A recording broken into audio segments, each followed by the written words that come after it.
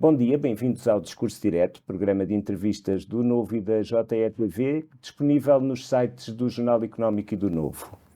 O nosso convidado desta semana é João Soares, militante histórico do PS, partido fundado pelos seus pais, Mário Soares e Maria Barroso, que já foi deputado à Assembleia da República e ao Parlamento Europeu pelos socialistas, tal como vereador e presidente da Câmara Municipal de Lisboa.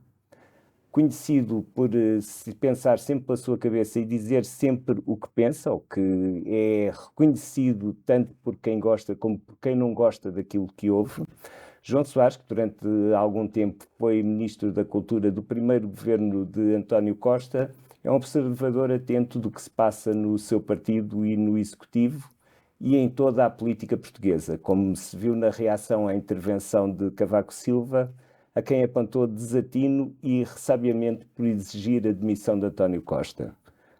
Bom dia, João Soares. Muito obrigado por aceitar. E obrigado por ter aceito.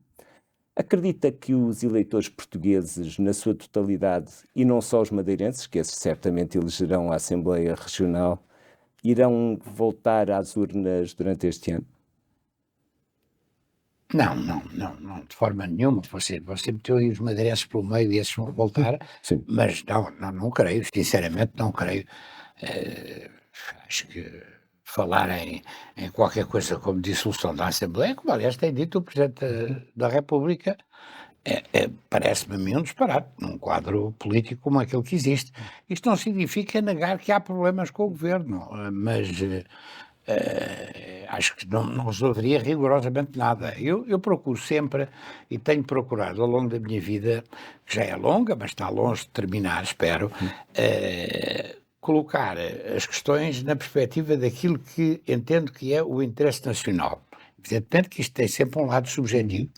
E, por outro lado, tentar observar pouco o que fazemos, e já tive muitas responsabilidades executivas e outras, e espero continuar a ter ao longo da vida, olhar para as coisas na perspectiva do que elas valem vistas a 10 ou a 50 anos de distância. E aí ganhamos uma outra maneira de observar, e eu acho que isso é um bom método, e que, enfim... Vamos lá ver, se nós olharmos para a Primeira República, por exemplo, pouca gente conhece, eu sou um fã da Primeira República e vejo-me na herança da Primeira República. Hoje não haverá praticamente ninguém que saiba identificar, tirando pessoas mais qualificadas, por razões de história ou outras, que saiba identificar duas grandes figuras da Primeira República. Sim, e muitas E vezes mesmo- até por razões trágicas, como Granjo, por exemplo. Pois, Granjo, enfim, o próprio Afonso Costa, que foi tão denegrido, mas fez a mais importante reforma da Primeira República e que era absolutamente indispensável, que era a separação da Igreja e do Estado, e que depois é acusado de ser um mata-frades, etc., quando no fundo seria hoje um moderado. Eles cometeram o erro, e tem um exemplo também, eles cometeram o erro de se envolverem numa questão religiosa que era desnecessária.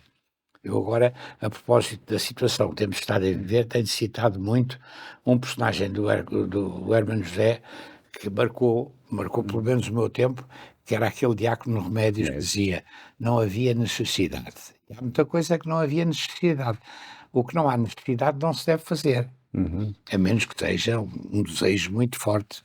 E acha que a vigilância reforçada, como lhe chamou o Presidente da República, poderá conter essas coisas de que não há necessidade? Penso que sim, eu faço uma avaliação muito positiva do que tem sido o comportamento do Presidente da República. E tanto assim que nas últimas eleições, eu que nunca tinha votado nele, e até fui seu adversário, eu fui número 2 da lista do Dr. Sampaio, que derrotou o professor Marcelo Rebelo de Sousa para a Câmara de Lisboa em 1989, salvo erro. Era uma lista do lado deles com a direita coligada, o CDS, que ainda existia pujante na Câmara de Lisboa, e o PSD e até o PPM. Estava, salvo erro, Luís Coimbra a representar o PPM. Ele fez uma aliança alargada e nós derrotámos-lo nessa altura. E fomos colegas de faculdade, quer dizer, entramos no mesmo ano, sendo que ele estava evidentemente no topo do ranking, era o melhor aluno desse ano, num curso em que participaram o António Mega Ferreira, que acabou de morrer há pouco tempo, mas também a Leonor Beleza, mas também o Carlos Fino, Sim. e também eu, nunca fui nenhum grande aluno, mas que eu conheço desse tempo. Mas acha que essa vigilância reforçada é sustentável? Eu acho que ele tem estado atento àquilo que se passa. E acho que desta vez houve aqui aquilo que podemos chamar, usando uma linguagem ferroviária, e eu sou um adepto da ferrovia, espero que tenhamos a oportunidade de falar disso, um descarrilamento. Não havia necessidade, como já disse, que o Presidente da República se referisse publicamente à necessidade de substituir um ministro. Também a mim me parece, e sou um indefetível do Governo, que era desejável que fosse substituído, que é o Ministro das Infraestruturas. Não vale a pena estar a fugir aos nomes, estou a dizer com toda a clareza, não digo tudo o que penso, em todas as circunstâncias, às vezes tenho que me conter, mas... Sim, mas para habitar políticos vou dizendo o que penso, na medida do que me é possível. E, portanto, eu acho que o Presidente teria tido condições, tem todas as condições para dizer ao Primeiro-Ministro aquilo num outro contexto. E daí a reação do Primeiro-Ministro, que também me pareceu infeliz por, como disse o Pacheco Pereira, salvo erro, num artigo que escreveu pouco depois, ter escolhido aquele pretexto concreto para afirmar aquilo que é público e notório, que é constitucionalmente consagrado, que é quem manda no governo é o Primeiro-Ministro. Não há sobre essa matéria nenhuma espécie de dúvida. E o Presidente da República, que ainda por cima foi professor de Direito Constitucional do Primeiro-Ministro, sabem ambos muitíssimo bem isso. Portanto, não há necessidade de... Eu acho que nenhum deles tem problemas de afirmação de ego. E isso é uma mais-valia que é importante reconhecer. Não são pessoas que vão fazer uma questão. Acho que aquilo foi qualquer coisa que surgiu assim um pouco de repente. Eu não acredito mas às vezes há coisas que acontecem assim e agora dificilmente se emendará isso em termos do relacionamento entre eles como existiu até aqui e que, na minha modesta opinião, tem sido uma mais-valia para o país. Porque nós o que precisamos verdadeiramente, nós temos muita tendência, nós como povo, e eu tenho um imenso orgulho em ser português, nem me passa pela cabeça poder ser outra coisa. Eu nisso estou muito próximo também do Presidente da República, que já várias vezes disse, nós somos o melhor povo do mundo, e somos dos melhores, eu já andei muito por esse mundo, temos qualidades únicas, mas depois também temos uma tendência para nos pegarmos nas pequenas coisinhas e para nos pegarmos uns com os outros em coisas que eram completamente desnecessárias, não é? Entre Belém e São Bento é uma tempestade num copo d'água? Espero que sim. Não faz nenhum sentido que depois de 7 anos, já temos 7 anos de convívio democrático e nunca houve nenhum igual a este. Repare, já vamos salvo erro em 5 presidentes da República e as coisas têm sido sempre diferentes e sobretudo ao nível daquilo a que se chama o que é de facto o segundo mandato do Presidente. Em todos os presidentes até aqui houve grandes sarilhos entre o Presidente e o responsável pelo Governo e pela maioria que o sustenta. O Presidente da República, Ramalhianes, foi o primeiro Presidente democraticamente eleito. É verdade que havia uma diferença substancial, é que era militar, e foi como militar que foi eleito, mas foi ao ponto de, e eu tenho respeito por ele, foi ao ponto de criar um partido a partir da Presidência da República. E vocês tratam de coisas económicas, foi um partido que no fim dava lições de dignidade e de seriedade e de anticorrupção a toda a gente, no fim acabou despassado a um grupo de extrema-direita. Penso que ainda existe com esse grupo de extrema-direita. Eu acho que já mudou de nome, entretanto. Mudou de nome, mas são os mesmos 5.000 assinaturas, onde provavelmente estão. A do Presidente não estará, porque ele nessa altura não deve ter assinado, mas para todos os efeitos chegou a ser o líder. Sim. E chegou a dirigi-lo em termos parlamentares e tudo. Embora por um período, deve ter sido um período quase tão curto como o meu no governo do António Costa. Sim, provavelmente. Onde estive num modelo que eu chamo de Primeira República. O meu avô paterno, que era, passei modéstia familiar, foi uma grande figura de pedagogo, uma grande figura humana, porque chegou a ser sacerdote católico, conseguiu desobrigar-se das ordens religiosas, foi conspirador da República, depois foi um combatente contra a ditadura a partir do 28 de maio, e esteve exilado, esteve preso variedíssimas vezes. O meu avô esteve 4 meses num ministério, num dos mais progressistas da Primeira República. Eu, quando cheguei aos 4 meses e meio do governo, com o qual estava e estou solidário, atenção, porque isto é um caso assim um bocadinho curioso, vale a pena sublinhar. Eu disse, bem, por respeito ao meu avô, não vou estar mais tempo do que ele esteve. Fazendo aí pegando nesse seu à parte, acha que depois de uma grande propensão de António Costa para mudar de ministros, passou a haver uma grande renitência? Vamos lá ver. Ali não houve nenhuma propensão para mudar de ministro. Quem decidiu sair fui eu. Sim, mas perante Eu as decidi sair, circunstâncias. eu decidi sair, mas as circunstâncias não são atribuíveis ao Primeiro-Ministro. Eu faço a justiça, Há pessoas que saem e ficam desatinadas e ficam enxofradas, se me permite a expressão. Eu saí com a maior das tranquilidades. E expliquei isso em 3 linhas. Combinei com ele, que era eu que fazia um comunicado a explicar porque é que tinha pedido admissão. Ninguém me pressionou a pedir admissão. Eu pedi admissão. E pedi admissão muito simplesmente porque percebi que havia uma onda contra mim que se ia transformar numa onda contra o governo. E, portanto, como eu estou solidário com o governo, e estava honrado pelo convite que me tinha sido feito pelo Primeiro-Ministro e também por uma outra coisa que era o 3º parágrafo, mas são 3 parágrafos mais pequenos que aqueles que eu escrevi no Facebook e que ninguém leu. A maior parte das pessoas não leram. Uma terceira coisa que era dizer, não, em circunstância nenhuma, aceito prescindir de exprimir a minha opinião, aquilo que você disse há bocado, quando entender. E, portanto, como eu não tinha expresso nada que fosse indigno da minha modesta opinião, posso estar enganado, e engano-me algumas vezes, não é? E tenho dúvidas outras. Foi isso que eu decidi sair, para não causar mais confusões a um governo com o qual estava solidário, e saí tranquilamente. Sim. Sem falsas modéstias, acha que fez falta ao governo no resto da legislatura, não só na área que tutelava, mas também para ajudar no combate político? Talvez, acho que sim, mas não me ponha a minha a dizer essas coisas. Acho que sim, houve várias pessoas que estavam no governo nessa altura que me mandaram mensagens ou que me falaram a dizer, olha, tenho pena que não estejas aqui. Várias pessoas na altura. Voltando um pouco Não atrás. todas, mas várias. Sim.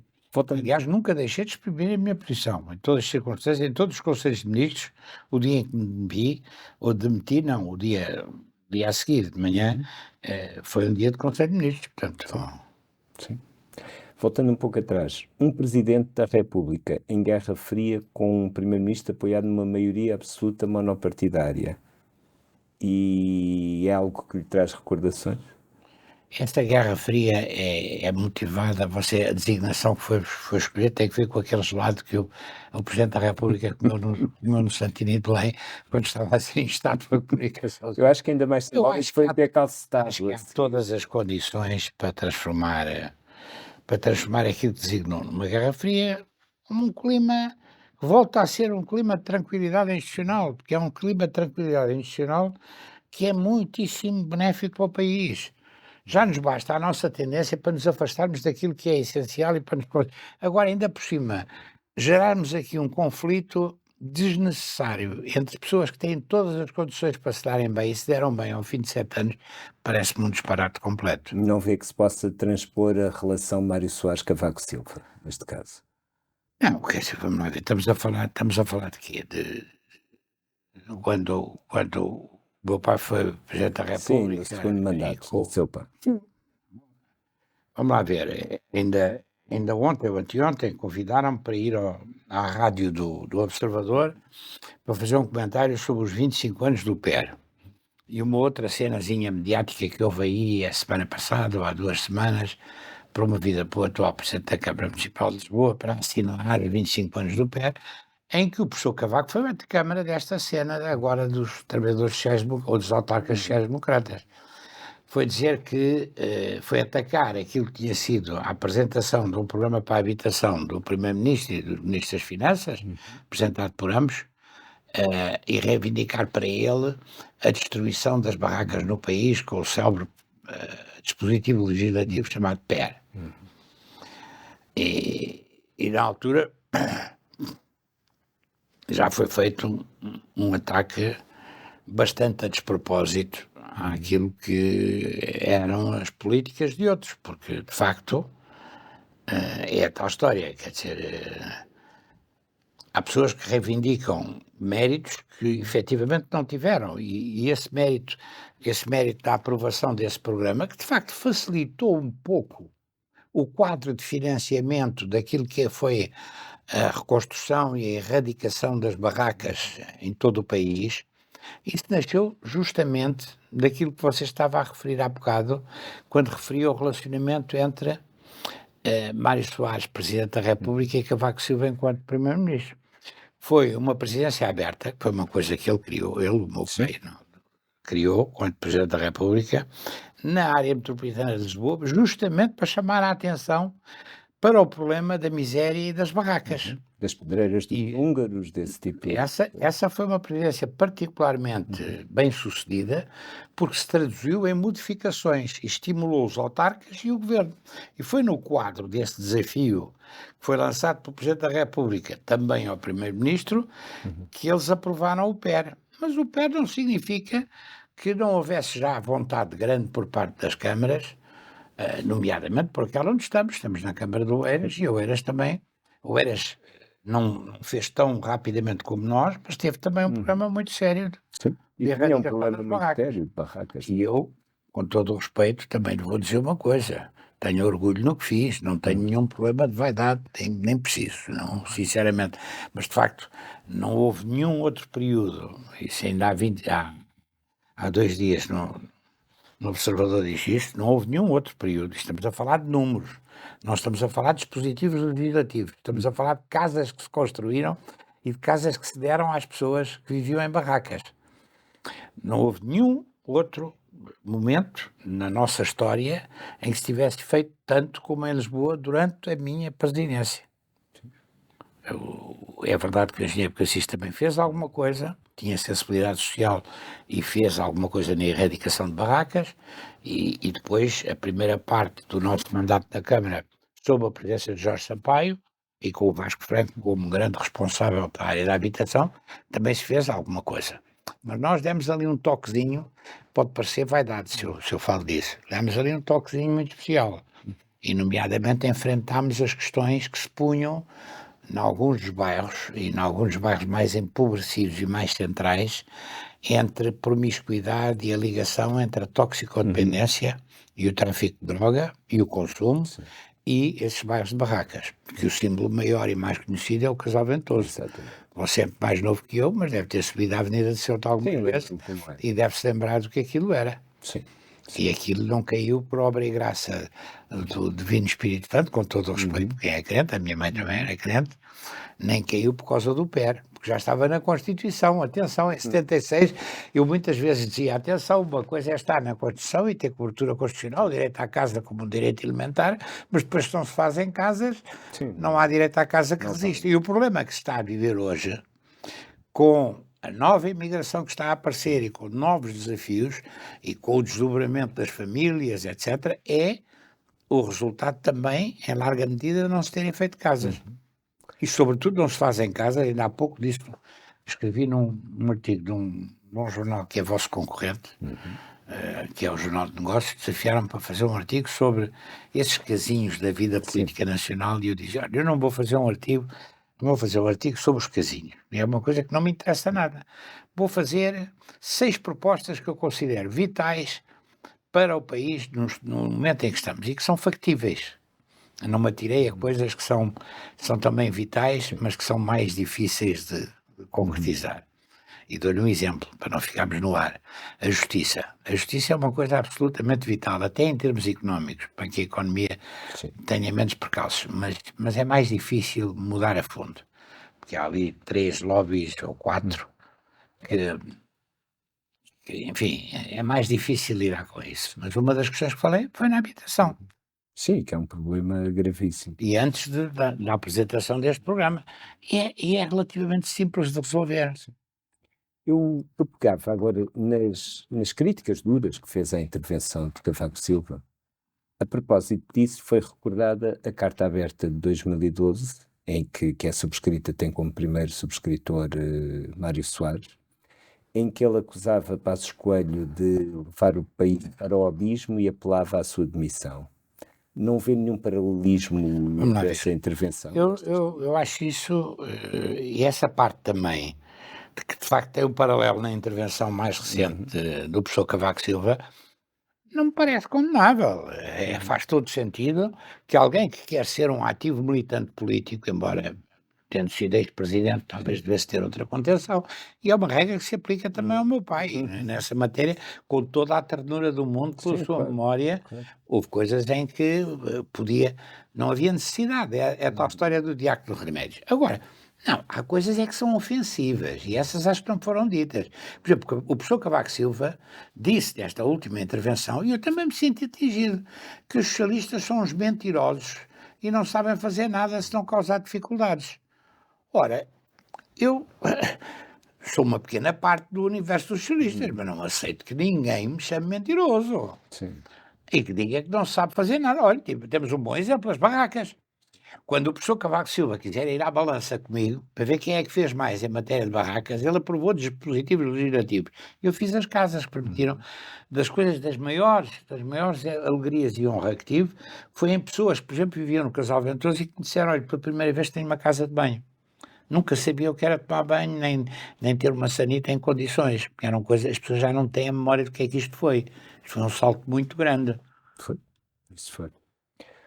Acha que, apesar de já deixou claro que não acredita que vá haver dissolução da Assembleia da República, que não vê razão para isso, mas António Costa teria alguma vantagem em voltar a submeter-se ao teste da confiança do eleitorado? Quer dizer, é evidente que no contexto em que estamos, provavelmente não voltaríamos a ter uma maioria absoluta, que aliás na altura já foi um pouco surpreendente. Na altura foi um pouco surpreendente, nós não temos nunca memória nem para as coisas mais próximas. Agora, qual era o ganho para o país de dissolver a Assembleia para provocar eleições? Diga-me sinceramente, porque o que eu queria era ouvir os outros. Olha, eu dou-lhe um exemplo, põe em causa os dois, e estou solidário, como sempre estive com o líder do meu partido, que é no caso o António Costa, primeiro-ministro, e também com o Presidente da República, por causa da avaliação positiva, nem sempre estive, da avaliação positiva. Ambos falaram, por exemplo, de uma coisa que é relativamente menor no meio de outros problemas que aí há, que era a questão dos sem-abrigo. E o Presidente vai regularmente no Natal, quando eu era autarca também se fazia isso, vai dar comida aos sem-abrigo, vai dar algum agasalho, etc. E lembro-me que aqui há uns anos antes do Covid, ele e a Ministra da Solidariedade Social, foi secretária de Estado do Turismo, conhecia essa altura e tenho uma boa impressão dela, disseram, vamos fazer um programa, vamos acabar, em 4, 5 anos acabamos com o sem-abrigo. Até agora, que eu saiba, zero, como diz eu. Vale tanto como esses dispositivos legislativos que o professor Cavaco fez. Eu vou estar outra vez a autoelogiar-me, mas quando eu assumi a presidência da Câmara de Lisboa não havia um centro de apoio ao sem-abrigo em Lisboa. Quando eu saí havia 5 centros, posso lhe dizer todos onde estavam, porque fui lá muitas vezes a cada um deles, e tínhamos à volta de 500 camas. 500 camas com direito a uma dormida decente e com agasalho, numa cama limpa, com direito a um jantar, que era a refeição do dia, às vezes era a única refeição que tinham, e com direito a cuidados de higiene e cuidados de saúde também mínimos, sempre com a enfermagem e também com a passagem de um médico. E passámos de 0 para 500 pessoas.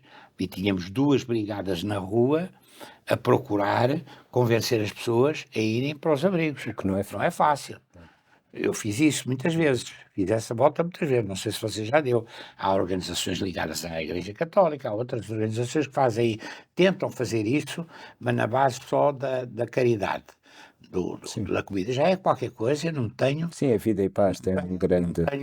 Já existia nessa altura, mas se você for ver o que é que se fez, objetivamente, em termos de números, são estes. E tenho orgulho nisso. E lembro que aqui há anos saiu um livro de um tipo que tinha sido sem abrigo por razões de toxicodependência e ele fez uma referência que me deixou tocado. Eu já nem sei onde é que tenho o livro, na montanha de livros que tenho em casa, mas ele disse, e essas coisas são as coisas que contam. Mas está muito centrado em mim, não vale a pena porque eu não sou candidato, não ando a votos, quer dizer, não excluo, podia ser candidato a qualquer outra coisa. Vamos lá chegar, vamos lá chegar. Incluída uma junta de freguesia, ou coisa assim, não me parece possível.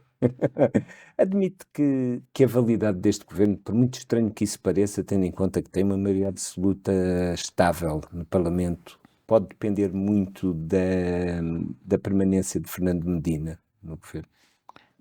Eu tenho a melhor das impressões de Fernando Medina. É um tipo inteligente, é um tipo jovem, é um tipo culto, é um tipo que teve uma boa formação familiar. Isso não é de menos.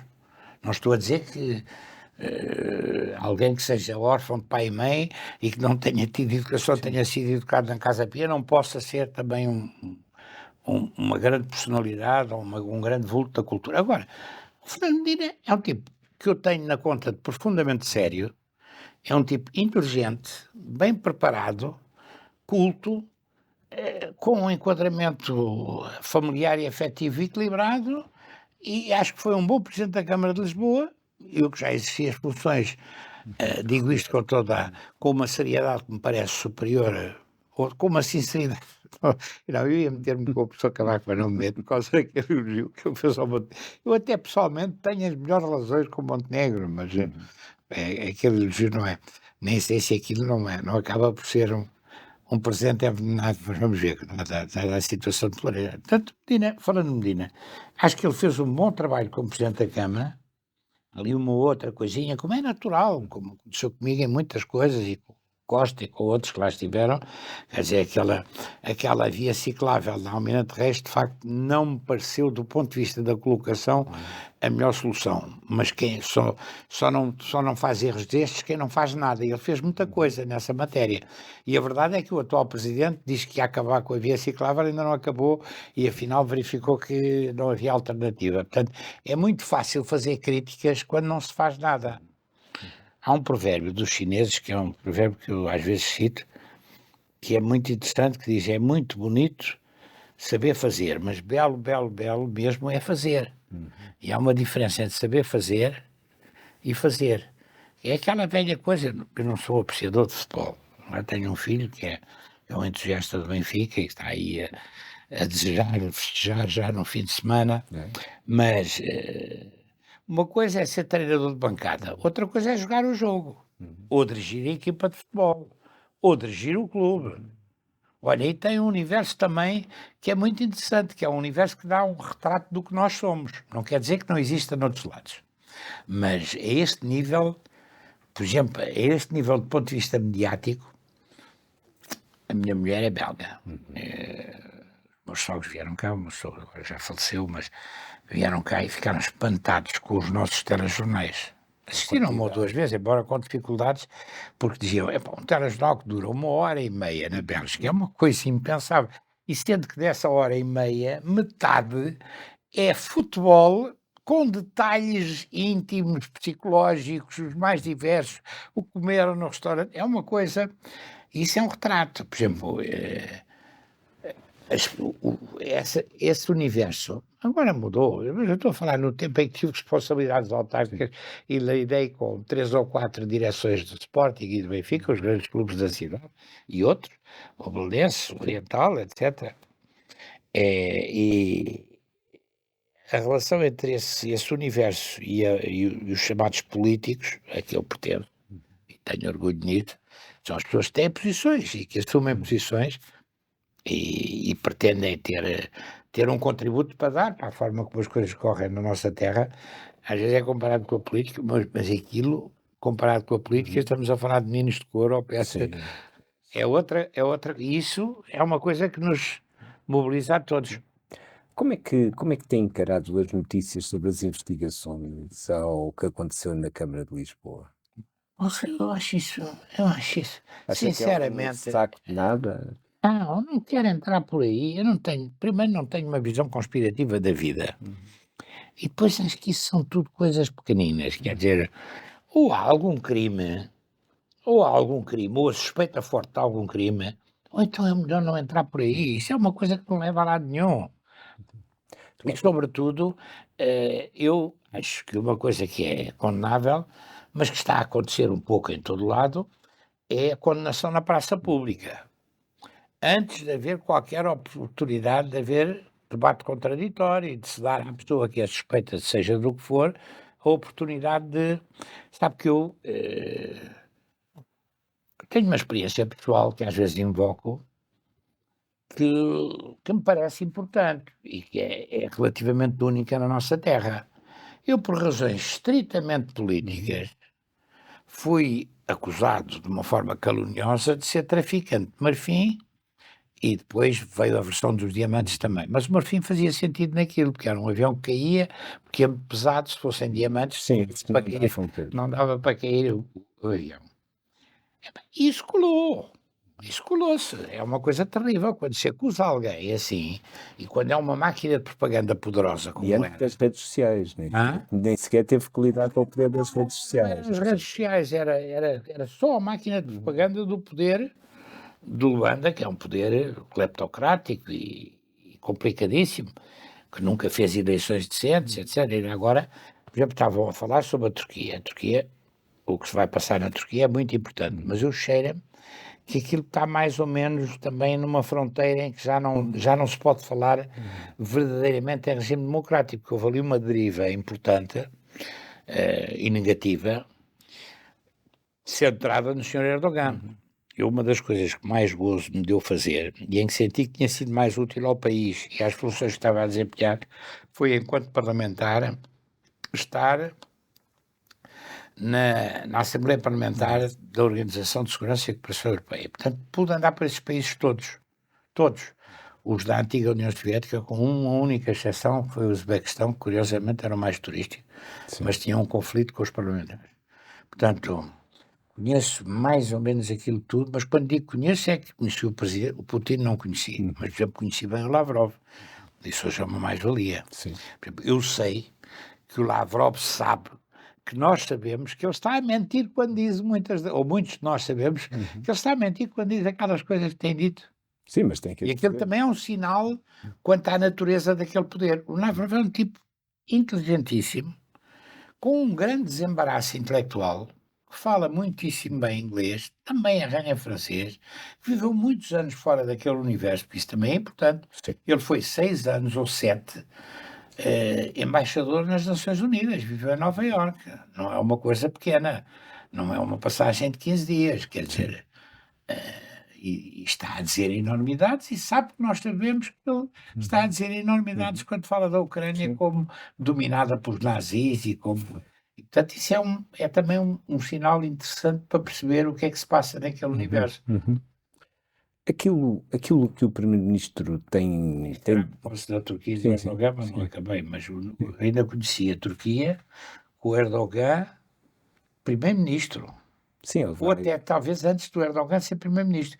Ainda estive em jantares, banquetes, aquelas coisas em que ele estava longe de ser o Presidente da República e aparecia com a mulher sem véu.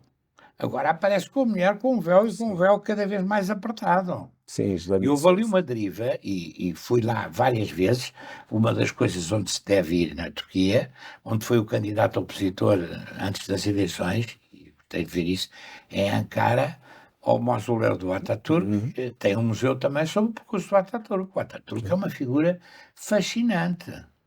O Atatürk é o homem que funda a República e que garante a laicidade do Estado. Este tipo fez uma deriva completamente ao contrário do Atatürk, ainda por cima reivindicando a herança do Atatürk. O Atatürk entregou às Forças Armadas a garantia da laicidade do Estado. Este tipo desarticulou as Forças Armadas. Tinha ali um papel de pivô, até no Médio Oriente, uma boa relação com Israel, boa relação com o país. Aquilo tem sido... Agora, também lhe digo uma coisa. Também acompanhei aquilo o suficiente, até na fase em que estive no Parlamento Europeu, para saber que a Europa teve muitas responsabilidades. Com muitos países que se opuseram, quando eles estavam num caminho democrático seguro e a fazer passos seguros, contribuíram para o ascenso de tipos como o Erdogan e para esta deriva antidemocrática, anti-europeia, porque a Turquia devia ter entrado da União Europeia nessa altura. E quer a Áustria, quer a Alemanha, quer a França, tiveram medo da Turquia, porque a Turquia é um grande país. Já que fala de contribuição para a ascensão de figuras políticas, admite que a estratégia de sobrevalorização de André Ventura, que tem sido seguida pelo PS, acarreta riscos? Não acho que haja sobrevalorização. Acho que haja sobrevalorização. Mas, quer dizer, aquilo é um fenómeno que nós já vimos. Há bocado estávamos a falar do PRD, que é uma coisa de que já ninguém se lembra, mas também houve ali. Sim, chegou a 18%. Hermínio Martins, houve para ali, metade do eleitorado do PS foi para ali com o argumento. E houve outras coisas. Houve partidos reformados que meteram 3 ou 4 pessoas. Eu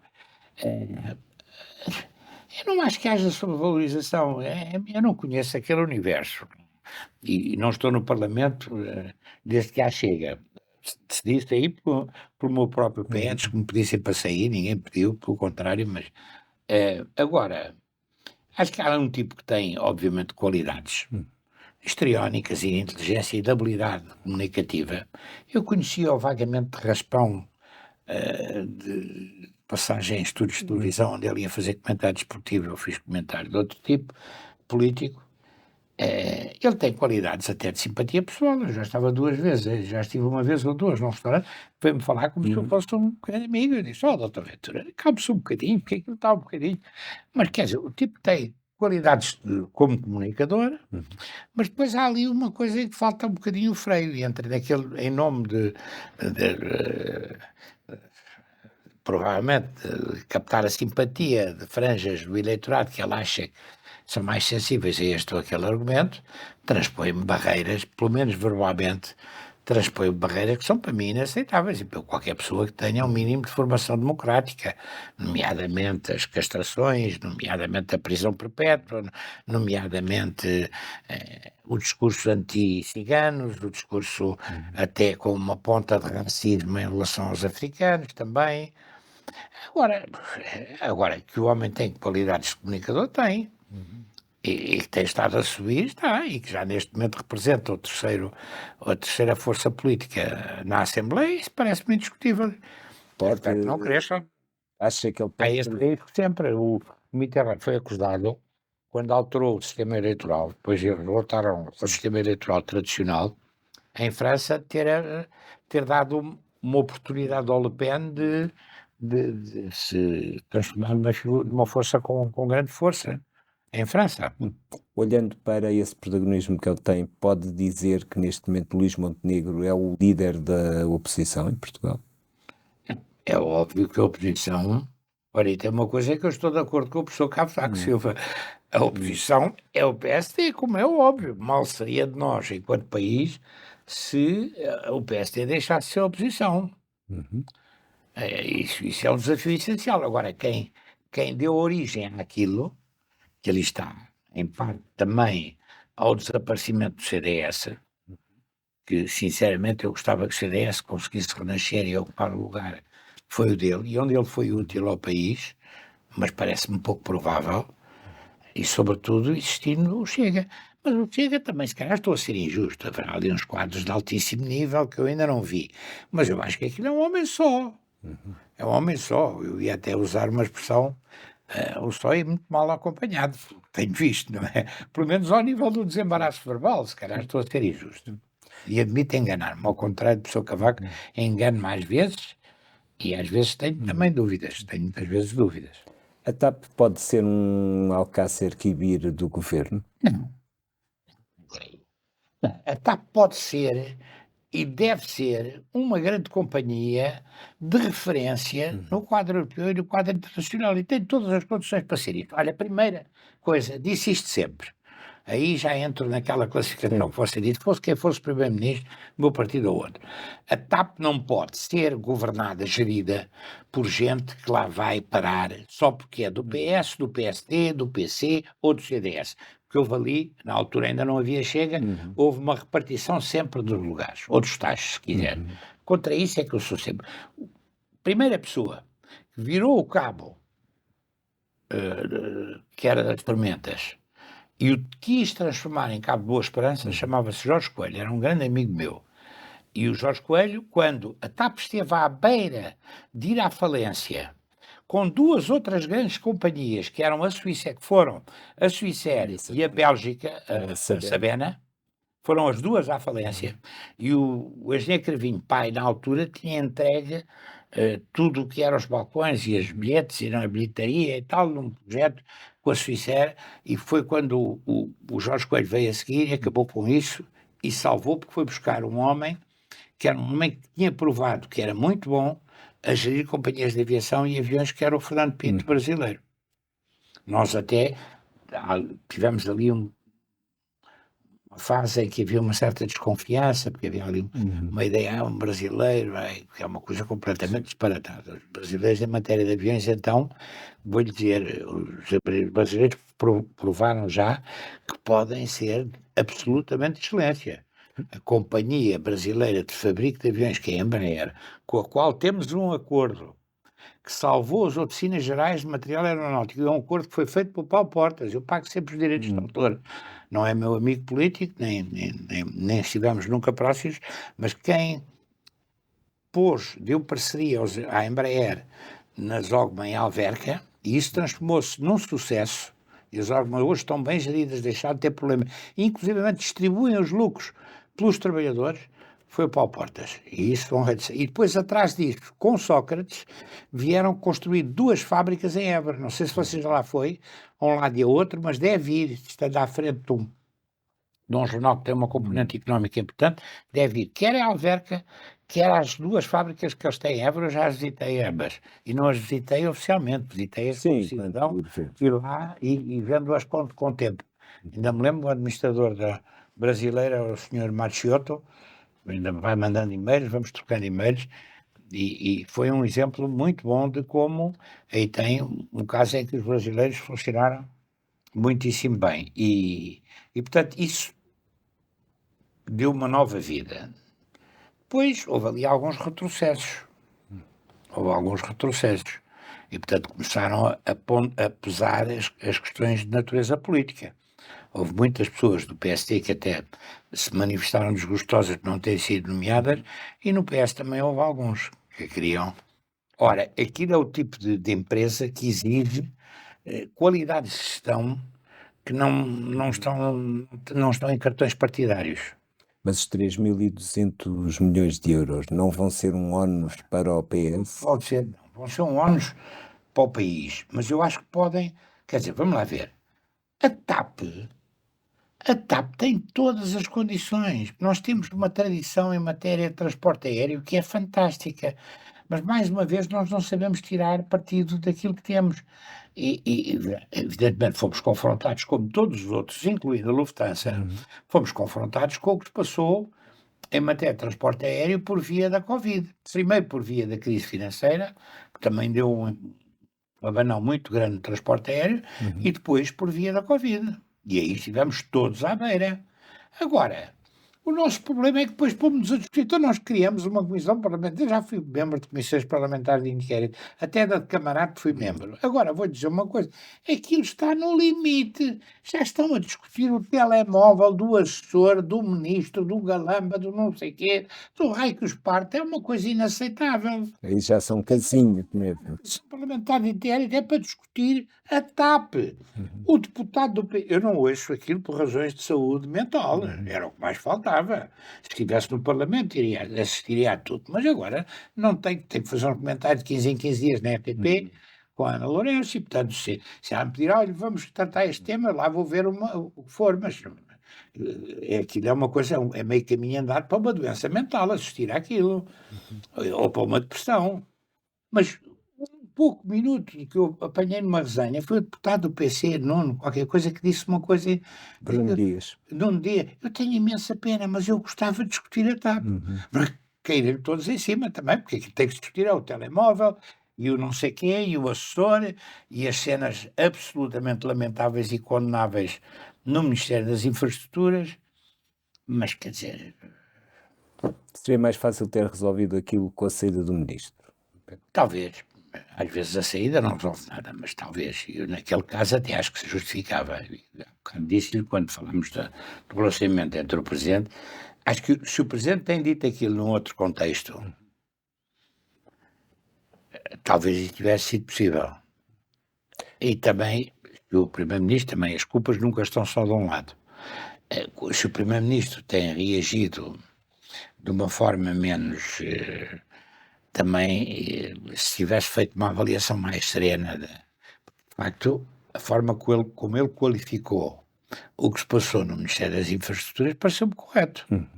Pareceu-me correto. Ele disse que aquilo era inaceitável, mas depois ficou a dizer que não é, mas agora a posição que eu tomarei tem que ver com o resultado da Comissão Parlamentar de Inquérito. Por este caminho, vamos transformar a Comissão Parlamentar de Inquérito também numa comissão de investigação sobre tecnologias digitais e telemóveis e computadores, os mais variados. E criado uma... Olha, há uma coisa que eu gostava de dizer, tenho a oportunidade aqui consigo, que é, eu estive, também foi uma coisa que me deu prazer e onde senti que fui útil ao país.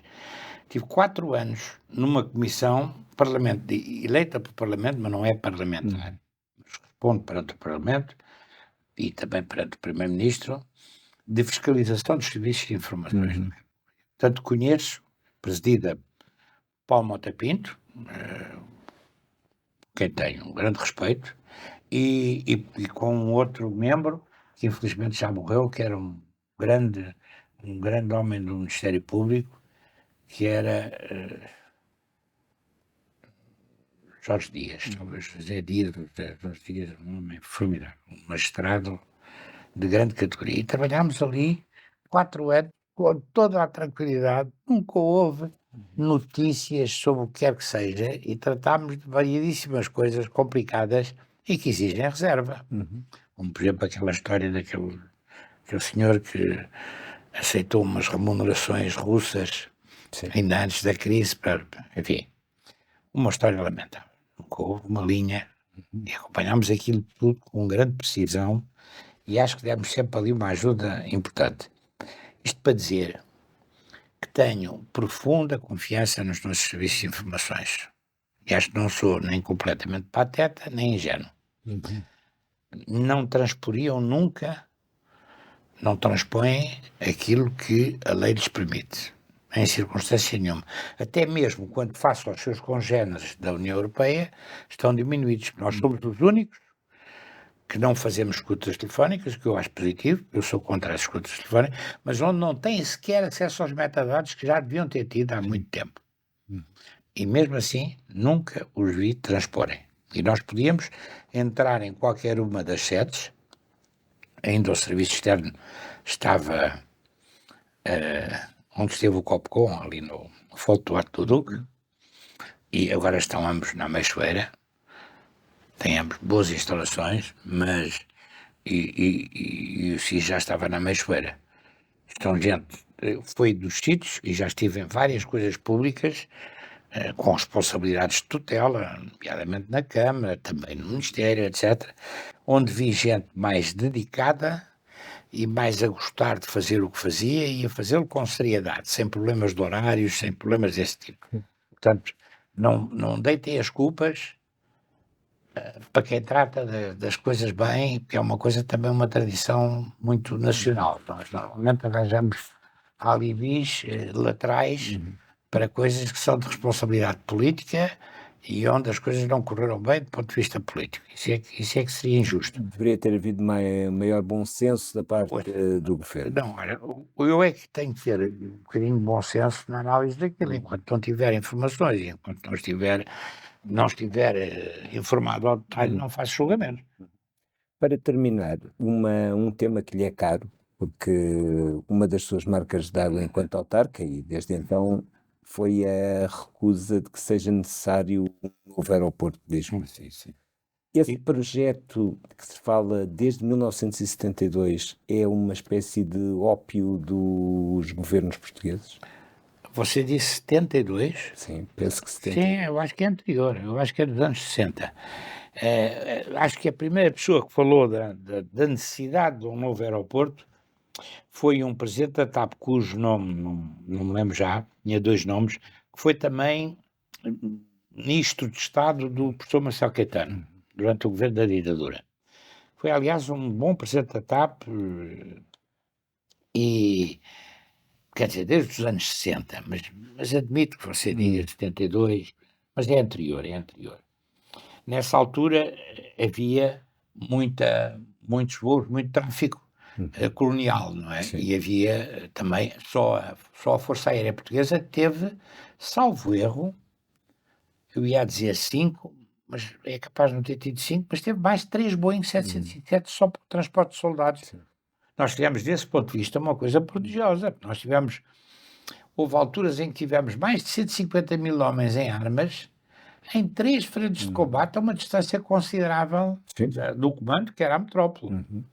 Bem, ainda por cima, durante muitos anos, dirigidos por um ditador que nem à Madeira tinha ido de avião, nunca andou de uma vez de avião, de Lisboa para o Porto, o Salazar, e pediram-lhe um comentário. Já havia televisão nessa altura, não era a vossa televisão, mas pediram-lhe um comentário e ele disse 2 palavras: não gostei. Sobriedade máxima. Agora, isto tudo para dizer que nessa altura já não se justificava de maneira nenhuma, mas continuaram sistematicamente a repetir aquela mentira e a anunciar que no ano que vem o aeroporto está esgotado. E você tem declarações, valia a pena fazer uma antologia, não tive pachorra ainda para isso. Mas, quer dizer, chegamos aos 10 milhões e acabou, chegamos aos 15 milhões e acabou, já vamos nos 40 milhões e não acabou. Eu acho que houve ali erros sérios que foram cometidos nos últimos tempos. O aeroporto é um projeto de grande qualidade, até do ponto de vista arquitetónico, feito por um arquiteto que eu conheci bem e que fez inclusivamente uma casa que é dos meus pais, que agora é da minha irmã e minha, em Sintra, onde eu passo largas temporadas, de onde eu vim agora para estar agora consigo aqui, que é o arquiteto Keilo do Amaral. Foi o homem que fez, a convite do Eduardo Pacheco, a maior parte dos projetos de Monsanto. Sim. E o próprio Parque de Monsanto também deu um contributo, foi muito importante. Bem, é um projeto dos anos 40, mas foi pensado com grandeza e teve à volta terrenos que estavam limitados em termos de utilização. E tinha ali também uma questão de natureza patrimonial que é importante na perspectiva do que se veio a passar depois. Na altura, justamente, do governo de Passos Coelho, salvo eu, estava lá, ou no governo, não sei que lá estava como ministro o, o atual presidente da ANA e da Vinci, que aliás tenho com ele uma relação simpática do ponto de vista pessoal, conheci-o noutras circunstâncias, ele também esteve próximo de um trabalho com a autarquia quando foi administrador de Lisboa 94, mas é uma história lateral em relação a isso, mas ele esteve nos governos que negociaram a privatização da ANA e agora está à frente da ANA. Há ali uma. Não estou a dizer com isto que. Não faço insinuações, estou a referir um facto. A verdade é esta. A ANA e algumas outras pessoas não estão interessadas em que o aeroporto funcione bem. E quando digo o aeroporto, não estou a falar do aeroporto enquanto conjunto, nem estou a falar das pistas. Estou a falar de aerogás, sobretudo, mas no que diz respeito às pistas também. O aeroporto Humberto Delgado, eu estava no Conselho de Ministros e congratulei-me muito nessa altura, quando se aprovou o nome de Humberto Delgado para o aeroporto. Acho que é o nome mais adequado, foi uma grande figura da aviação portuguesa, foi ele que criou a linha do Império, não sei se sabe isso, também nos anos 40, fazia a ligação entre as várias capitais do Império Português, e acho que foi um bom piloto e foi um homem que morreu às mãos da PIDE num assassinato miserável e, portanto, merece, por todas as razões, e também essa, a nossa homenagem. Mas a verdade é esta. O aeroporto tem, desde a altura em que o Keilo do Amaral fez o projeto da Aerogar, tem 2 pistas. Uma agora não está operacional. Uma é um 735, corresponde ao eixo da Avenida do Aeroporto, e a outra é 0321. Agora, com a variação do norte magnético, já não é bem 0321, mas enfim. Eu sei estas coisas também porque tive um brevê em tempos e tenho uma experiência aeronáutica única, que é cair dentro de um avião e estar vivo aqui a falar de aviões. E gostava muito de andar de avião. Agora, A 0321 é uma pista de grande qualidade em qualquer lado. Essa história do aeroporto está esgotado porque só tem uma pista, agora só tem uma pista, porque é um 735 que é usada para parqueamento de aviões. Mas é uma treta. Gatwick, que tem 50 ou 60 milhões de passageiros ano, tem tem uma pista. Sempre teve só uma pista. Acho que é Heathrow que é o maior da Europa. E tem muito mais passageiros. Já não falo, por exemplo, de um aeroporto onde você se calhar aterrou, agora se calhar já não tem nada para isso, que era o Hong Kong antigo. Aterrei no Hong Kong antigo e aterrei já do Hong Kong novo. O Hong Kong novo é uma coisa à dimensão chinesa, mas o aeroporto de Hong Kong antigo era uma coisa que você ia dentro de um 747, como aconteceu a mim, na Itália, e via as senhoras chinesas a fritarem camarões na janela. Ali mesmo ao lado era uma coisa. E tinha 70 ou 80 milhões de passageiros. Eu não gosto de ser impreciso destes números. Agora, a nossa 0321 começa a ter esta coisa elementar. Não tem um taxiway, que é aquela via que acompanha para a saída e a entrada dos aviões. Não tem o taxiway que acompanha a pista de uma ponta à outra com várias entradas. E você, se quiser entrar com um avião grande, tem que cortar. Bem, isso dá logo uma diminuição do número de movimentos que pode fazer, inacreditável. Ando a dizer isto há 30 anos, ou há 25, ou 20, ou 30 anos, quando dei uma conferência de imprensa da própria Aerogar da Portela, do Humberto Delgado, a dizer isto. Não fizeram. Como me bati pelo metro. Sim. O metro, não queriam levar o metro até o aeroporto. Depois o Jorge Coelho lá tomou a decisão de que, quando era Ministro das Obras Públicas, aquilo avançasse. E só ficou pronto há relativamente pouco tempo. Quer dizer, são coisas elementares. Ora, só não percebe que a Portela, Humberto Delgado, é uma mais-valia para a cidade e para o país, com a localização que tem, que eu não olho para as coisas com o mínimo de atenção. Qual é a cidade da Europa onde você pode partir de manhã e voltar para outra capital europeia, voltar à noite e trabalhar e ter reuniões e almoço de negócios e volta a ter reuniões à tarde? Eu lembro quando nós derrubámos o bairro do Relógio, que era um bairro Barracas Grande, que também tinha o nome de bairro chinês, e onde também já havia tráfico de droga, ali mesmo junto à rotunda do Relógio, daí é que tinha o nome de bairro do Relógio. Veio cá um tipo que era da Lufthansa, um dos diretores principais da Lufthansa, dizer assim, viu que nós estávamos a fazer um campo de golfe de 9 buracos, já está abandonado, depois abandonaram, até lá metemos um belíssimo restaurante que foi concessionado a um tipo que estava aí muito bom, já não me lembro, um dos grandes cozinheiros, tudo isso foi abandonado. Com um driving range também desenhado por um dos tipos que tinha feito as melhores coisas lá embaixo no Algarve, e aquilo funcionou. Vieram os tipos da Lufthansa e disseram assim, olha, nós pagamos o campo de golfe, não queremos a propriedade, sei que vocês não vendem, mas nós pagamos o campo de golfe porque ele é tão bom e tão bem localizado que os nossos trabalhadores, os nossos quadros da Lufthansa podem sair de Munique, de Frankfurt ou de outro lado qualquer para de manhã vir aqui e depois voltarem. Está a ver? Isto não mais valia. Eu morei sempre e espero vir a morar outra vez, é a minha terra em Lisboa, no Campo Grande, onde os meus pais moraram, o meu avô, na linha da aproximação dos aviões. O ruído dos aviões, que é de facto a principal poluição, diminuiu muitíssimo e vai diminuir ainda mais. Portanto, aquilo é uma mais-valia óbvia. Falar em Montijo é um disparate inenarrável. Como falar em Ota, e foram amigos meus que falaram nisso, eu gosto imenso do Mário Lino. Ota Jamé. Ele fala francês, eu também falo. Jamé é o Tanas. Jamé nunca se fará lá. Ou na margem sul, Jamé para defender a Ota, que era o que ele dizia. Tudo isso, acabar com a base aérea do Montijo, que é a base aérea mais importante do ponto de vista das operações de busca e salvamento na nossa zona económica. Isto não lembra o diabo, é de uma falta de bom senso.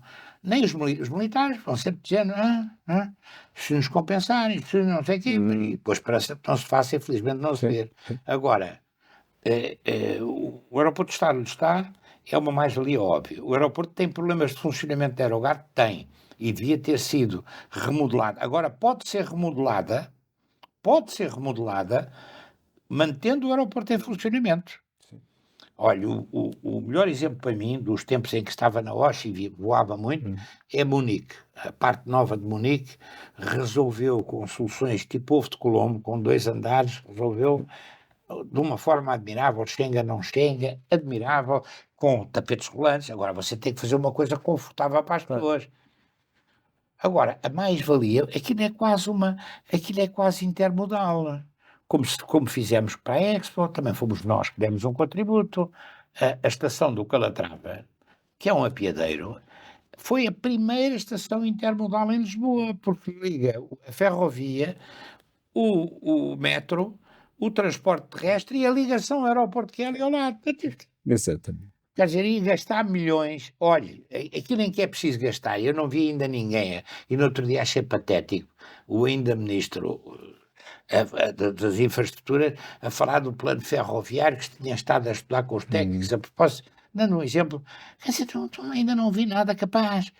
Isso é que devia ser De prioridade. vez com a ideia de que nós não temos bitola, não, temos que abandonar a bitola ibérica, que é um absurdo completo, e adotar a bitola europeia.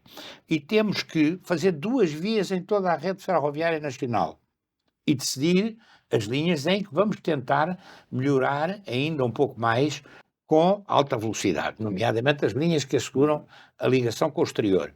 Olha, os espanhóis, o Miguel Sousa Tavares, este fim de semana, no sábado ou na sexta, fez um artigo no Expresso muito interessante em que falava disso. Os espanhóis estão a aproveitar as ajudas europeias, estão a apertar a fundo e estão a fazer. E eu conheço pessoas, quer em Trás-os-Montes, quer no Minho e quer no Porto, que vão apanhar o comboio à fronteira, a Ourense ou mesmo, acho que em Vigo também se pode apanhar, para irem em comboio rápido para Madrid. Sim, olha. E eu agora, se for, ainda no outro dia vi o que era, por exemplo, fui a um daqueles debates de televisão ao domingo e dei esse dado, fui ver na internet a ligação ferroviária entre Lisboa e Madrid, havia um célebre Lusitano Expresso, Sim, e eram 13 horas para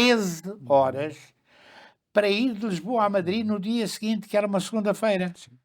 Visto por mim, com as contas, o que é que era? Era a Santa Apolónia Abrantes, que é o entroncamento, mas não sei porque chamam Abrantes, devem ter medo dos fenómenos do entroncamento, mudava de linha e de caminho de ferro, eram intercidades. Depois, um comboio regional entre Abrantes e Badajoz, e depois de Badajoz é que apanhavam um comboio já bastante mais rápido para Madrid. 13 horas. Eu ainda estou do tempo de fazer para Paris, onde o meu pai esteve exilado, eu fui antes do meu pai estar exilado várias vezes, no Sud Expresso. E eram 24 horas, um transporte. Sim, E agora, olha, agora, isto mesmo para terminar, há 15 dias ou 3 semanas, fui a Kiev, a convite lá das autoridades ucranianas, e o comboio de Varsóvia para Kiev lembrou-me muito o Sud Expresso, que eram de lixo e tal, mas e eram 18 horas ou 19 horas entre Kiev e à noite. Sim, claro. Faz-se bem. A ferrovia é a grande aposta. Qual é o novo aeroporto, quais milhões? Sim.